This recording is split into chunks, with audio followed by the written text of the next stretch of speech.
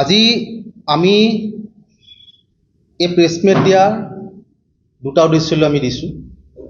প্ৰথমটো হ'ল যে আমি অসমৰ প্ৰতিখন চৰকাৰী চিকিৎসালয়ত অস্থায়ী কৰ্মচাৰী হিচাপে বিগত 10 বছৰ 20 বছৰ 30 বছৰ অতিক্ৰম কৰিছে। প্ৰতিখন চৰকাৰী চিকিৎসালয়ত প্ৰতিটো বিভাগত দিনে ৰাতি আমাৰ কৰ্মীয়ে অসমৰ ৰাইজৰ আৰু অসম চৰকাৰৰ সহায় সেৱা আগবঢ়াই আহিছে।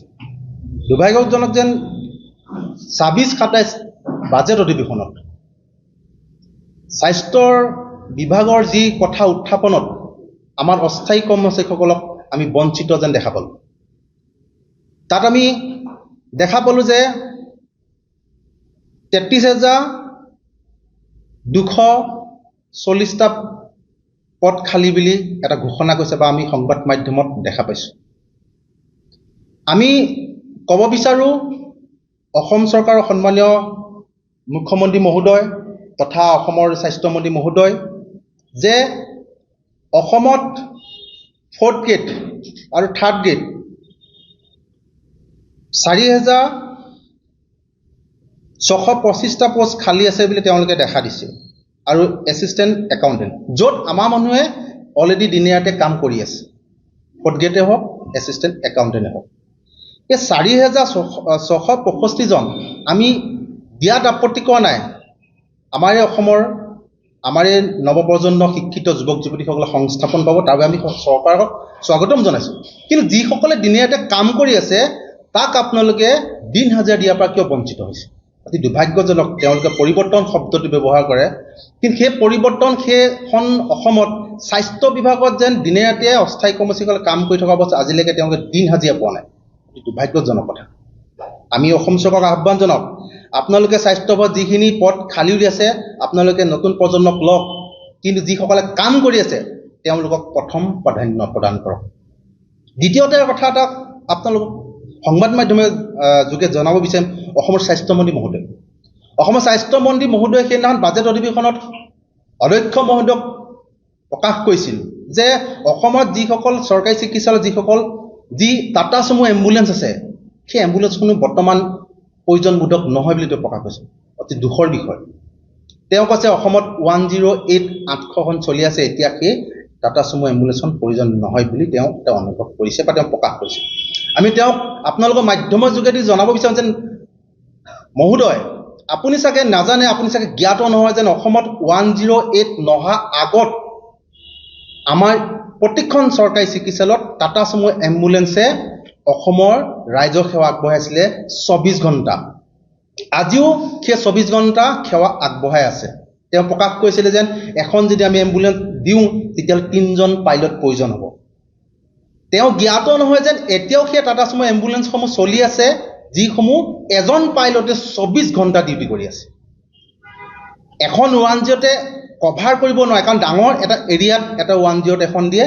সেই 108খনে যদি এটা পেচেণ্ট লৈ গুচি যায়, দ্বিতীয় পেচেণ্টটো যে দুৰ্ঘটনা হওক, ডেলিভাৰী পেচেণ্ট হওক বা সৰু শিশু এক্সিডেণ্ট হৈ হওক, তেতিয়া য'ত এম্বুলেঞ্চ নাথাকে, প্ৰাইভেট এম্বুলেঞ্চ নাথাকে, তেতিয়াহ'লে সেই টাটা চুমু যিখন চৰকাৰে প্ৰদান কৰা আছে চৰকাৰী চিকিৎসালয়ত, সেই এম্বুলেঞ্চখনে উন্নত চিকিৎসাৰ কাৰণে বেলেগ এখন চিকিৎসালয়ত তেওঁক নিয়াৰ এটা ব্যৱস্থা বা সহায় আগবঢ়ায়। তেওঁলোকে অসম চৰকাৰক আমি আহ্বান জনাওঁ, তেওঁলোকে অসমৰ ৰাইজৰ সুবিধাৰ্থে অসমৰ ৰোগীয়ে প্ৰতিটো সুবিধা পোৱাকৈ তেওঁলোকে নতুন এম্বুলেঞ্চ প্ৰদান কৰক। যিহেতু চৰকাৰী চিকিৎসালয়ত এখন চৰকাৰী হিচাপে এম্বুলেঞ্চ দিয়াটো এটা সংবিধানো কয় দিব লাগে, কাৰণ অকল ৰোগীৰ কাৰণে সেই এম্বুলেঞ্চখন ব্যৱহাৰ নহয়। শিক্ষা অনুষ্ঠানত যেনেকৈ মেট্ৰিক পৰীক্ষাত, হায়াৰ ছেকেণ্ডেৰী পৰীক্ষাত কেনেবাকৈ ষ্টুডেণ্ট কিবা হ'ব নেকি, তাত আমাক সেই এম্বুলেঞ্চে গৈ সেৱা কৰে। ধৰ্মীয় অনুষ্ঠানত সংঘীয় সংঘ হওক, ভাগৱত পাঠ হওক, যিকোনো অনুষ্ঠানত আমাৰ সেই টাটা চুমু এম্বুলেঞ্চখন ব্যৱহাৰ হয়। গাঁৱে ভূঞে যেতিয়া স্বাস্থ্যৰ কেম্প দিয়ে, তেতিয়া সেই টাটা চুমু এম্বুলেঞ্চখন ব্যৱহাৰ হয়। মেডিকেলৰ পৰা যদি মেডিচিন আনিবলগীয়া ষ্ট'ৰৰ পৰা, তেতিয়া সেই টাটা চুমুখন এম্বুলেঞ্চ হয়। ৰাজনৈতিকৰ ডাঙৰ যিটো CMৰ মিটিং হওক, যিমান ডাঙৰ মিটিং হওক, তাত সেই টাটা চুমু এম্বুলেঞ্চখন ব্যৱহাৰ হয়।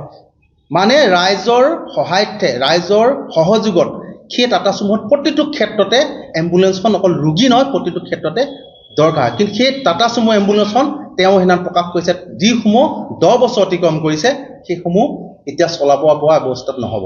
কিন্তু তেওঁ এইটো কথা নাজানে যেন 1-0 এতিয়া 15 বছৰ অতিক্ৰম কৰা 1-0 অসমত চলি আছে।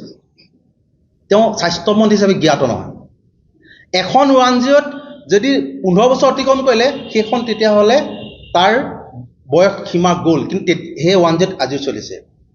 1-0 কৰ্মচাৰীসকল আমাৰ অসমীয়া ভূমিপুত্ৰ হয়, কিন্তু 1-0 কোম্পানীটো সম্পূৰ্ণ এখন বহিৰাজ্যৰ পৰা ইয়াত পৰিচালনা কৰি আছে। অসমৰ ৰাইজৰ ৰোগী সেৱা কৰিছে হয়, কিন্তু অসমৰ ৰাইজৰ কমিশ্যন তেওঁলোকে সেই বেলেগ ৰাজ্যত বহি কমিশ্যন খাই আছে। সেই 1-0 সকল অসম চৰকাৰে নিজাববীয়া কৰিব পাৰে। সেই 1-0 সকল থকা অৱস্থাটো সেই এম্বুলেঞ্চ সকলে 24 ঘণ্টা কাম কৰিছে এজন পাইলটে। সেই ৰাইজৰ সহায়তে নতুন এম্বুলেঞ্চ প্ৰদান কৰক, প্ৰতিজন ৰোগীয়ে সুবিধা পোৱাকৈ নতুন এম্বুলেঞ্চ প্ৰদান কৰক অসমৰ প্ৰতিখন চৰকাৰী চিকিৎসালয়ত, যিবোৰ 10 বছৰ 15 বছৰ অতিক্ৰম কৰিলে। তেওঁলোকে সেইটো ব্যৱস্থা নকৰি কি কৈছে স্বাস্থ্যমন্ত্ৰীয়ে, তেওঁ এই গাড়ীসমূহ নহ'লেও এতিয়া 1-0 800খন চলি আছে। এখন 1-0 এটা ডাঙৰ ইয়াত এটা কথা কৈছে, যোৱাৰ পিছত দ্বিতীয়খন 1-0 বিচাৰিবলৈ হ'লে 1 ঘণ্টা, আধা ঘণ্টা, 60 মিনিট এনেকৈ তেওঁলোকে সময় বিচাৰে। তেওঁ কৈছে 7 মিনিটত দিয়াৰ ব্যৱস্থা কৰিম। কিন্তু স্বাস্থ্যমন্ত্ৰী নাজানে যেন 1-0খনে 30 কিলোমিটাৰ যাবৰ কাৰণে তেওঁলোকে 1 ঘণ্টা সময় দিছে। 1-0তে নাজানে যেন আজি দেৰগাঁৱৰ পৰা যোৰহাটলৈ যোৱা সেই ৰোগীজনক নিয়াৰ পৰিৱৰ্তে কিমান টকা লয় অসম চৰকাৰৰ পৰা। আজি কোনোবা দল সংগঠনে হওক, আজি কোনো সাংবাদিক বন্ধুসকল এই কথাটো উত্থাপন হোৱা নাই। আমাৰ ৰাইজে ভাবে 1-0 সম্পূৰ্ণ ফ্ৰী। 1-0খনে আমাৰ পাব্লিক গাড়ীতকৈ বেছি তেওঁলোকে পইচা বিল বনায় এটা পেচেণ্টক। সেইটো সকলোৱে জ্ঞাত নহয়। 1-0খনক তেওঁলোকক ওপৰৰ পৰা দিয়ে, অৰ্ডাৰ দিয়ে যেন তোমালোকে ইমান পেচেণ্ট ইমান এমাহত কৰিবই লাগিব। এইটো ব্যৱসায়তে চলে, ৰোগীৰ ক্ষেত্ৰত চলে নেকি যেন ইমানটো পেচেণ্ট কৰিবই লাগিব। মই সেই গতিকে মহোদয়ক জনাওঁ, অসমৰ স্বাস্থ্যমন্ত্ৰী মহোদয়, মুখ্যমন্ত্ৰী মহোদয়ক আমি আহ্বানযোগে হাত গৈ অনুৰোধ জনাওঁ যাতে অসমৰ প্ৰতিখন চৰকাৰী চিকিৎসালয়ত থকা অস্থায়ী কৰ্মচাৰীসকলক আপোনালোকে দিন হাজিৰা দিয়াটো এটা বাজেটত হওক আপোনালোকে এটা আলোচনা কৰি এটা সুবিচাৰ কৰক। কাৰণ অস্থায়ী কৰ্মচাৰীসকলে যিখিনি কাম কৰে এজন চৰকাৰী কৰ্মচাৰীয়ে সেই একেখিনিয়ে কাম কৰি আছে। প্ৰতিটো বিভাগত আছে। আপোনালোকে অতীত যাব আমাৰ মানুহ পাব, আপোনালোকে ডেচাৰত যাব আমাৰ মানুহ যাব। ডেচাৰ অতি প্ৰয়োজন, কাৰণ দুৰ্ঘটনা হৈ প্ৰথম ডেচাৰজনক পায়। আপোনালোকে আচৰিত জানিব যে যিসকল ডেচাৰ আমাৰ অস্থায়ী কৰ্মচাৰী দীৰ্ঘদিন কাম কৰিছে তেওঁলোকক বিনা ট্ৰেইনিঙত কাম কৰি আছে। কিন্তু চৰকাৰৰ স্বাস্থ্য বিভাগটো কাম কৰি আছে, ভাবিছে আমাৰ প্ৰায় মানুহে ভাবে যেন এই মানুহখিনি ৰেগুলাৰ, কিন্তু ৰেগুলাৰ নহয়। প্ৰায় মানুহে অসমত 4265জন মানুহে প্ৰতিখন চৰকাৰী চিকিৎসালয়ত কাম কৰি আছে। আমাক দৰমহা দিয়াৰ ব্যৱস্থা কৰক, চৰকাৰী কৰ্মচাৰীসকলে যিখিনি সা সুবিধা পায় সেইখিনি দিয়াৰ ব্যৱস্থা কৰক, নতুনকৈ এম্বুলেঞ্চ দিয়াৰ ব্যৱস্থা কৰক, আৰু 33,240জন পদ তেওঁলোকে পূৰণ কৰিছে। আমাৰ ক'বলৈ নাই, কিন্তু যিসকলে 4,265জন মানুহে কাম কৰিছে প্ৰথমতে তেওঁলোকক প্ৰাধান্য দিয়ক। আমি চৰকাৰক আহ্বান জনাইছোঁ আপোনালোকৰ সাংবাদিক মাধ্যমৰ যোগেদি। আমি অংগনবাড়ীসকলৰ দৰে কোৱা নাই যেন দিল্লী যাম, কিন্তু প্ৰয়োজনীয় বোধ হ'লে যদি অসম চৰকাৰে আমাৰ কথা নুশুনে বা অসম চৰকাৰে যদি আমাৰ কামৰ ওপৰত ভিত্তি কৰি আমাক যদি তেওঁলোকে দিন হাজিৰা আমাৰ মজদুৰি দিয়া যদি বিৰত থাকে, তেতিয়াহ'লে আমি দিল্লী পৰ্যন্ত গৈ পেলাই অসমৰ স্বাস্থ্য বিভাগত ফুকুলাচু উদঙাবলৈ আমি কিন্তু কুণ্ঠাবোধ নকৰোঁ। সেইটো আপোনালোকৰ সাংবাদিক মাধ্যমৰ যোগেদি অসমৰ মুখ্যমন্ত্ৰী ডাঙৰীয়া স্বাস্থ্যমন্ত্ৰী ডাঙৰীয়া ইয়াৰ পৰা আমি পঠিয়াই দিছোঁ। যিকোনো খবৰৰ বাবে যোগাযোগ কৰক আমাৰ এই নম্বৰত 9181 307 221।